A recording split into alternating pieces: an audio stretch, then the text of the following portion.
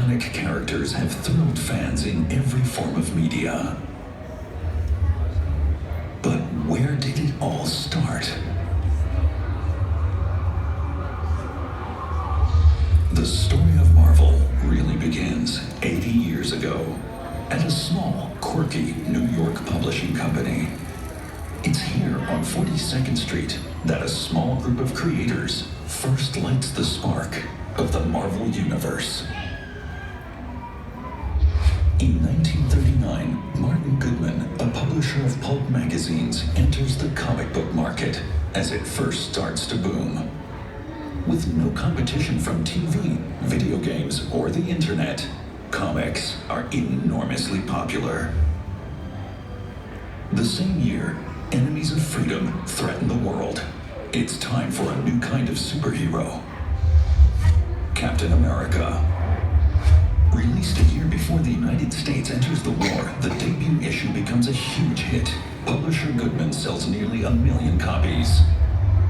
In the aftermath of the war, comics are just as popular as ever. But superheroes have been taken over by crime and horror comics, which have parents concerned. By the early 50s, the controversy over comic books becomes a full-blown panic. Comic book burnings are even held around the USA. Sales plummet, and many publishers shut their doors.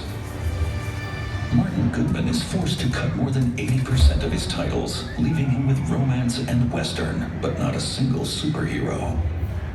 He keeps a small operation running under the editorship of his nephew Stanley Lieber, better known to the world today as Stan Lee. Frustrated with comics' uncertain future, Stan thinks about quitting the business. His wife Joan urges him to do one more comic book on his own terms before giving up. Stan turns to Jack Kirby, one of the most imaginative visual storytellers in the history of comics. Working together, they develop a new kind of superhero team, the Fantastic Four. Unlike most superhero teams before them, the Fantastic Four are a family. They bicker, squabble, and love each other fiercely. No superheroes have ever seemed quite so real before.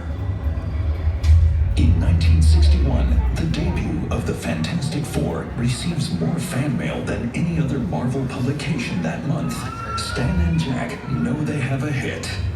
The duo embarks on an astounding burst of creativity over the next 2 years, giving audiences The Incredible Hulk, The Mighty Thor, The Invincible Iron Man, Ant-Man and the Wasp, and The Uncanny X-Men.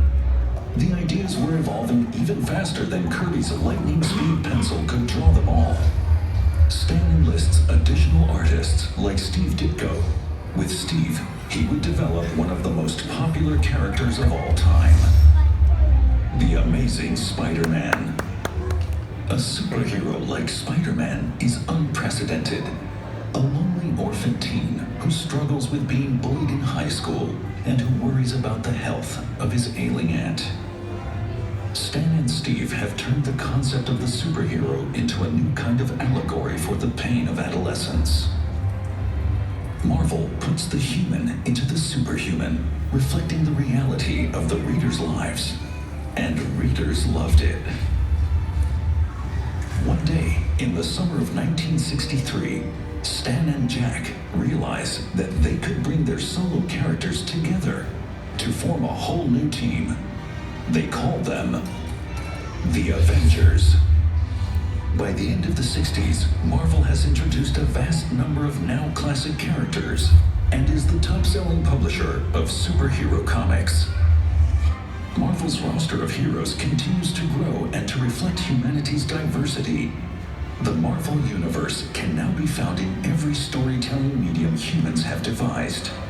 Starting with the Iron Man movie in 2008, the Marvel Cinematic Universe has drawn millions of people to theaters around the world. Now, for the first time, the history of their evolution brings these incredible superheroes together in one place. Step in and embark on your own journey. You may just find the hero within yourself.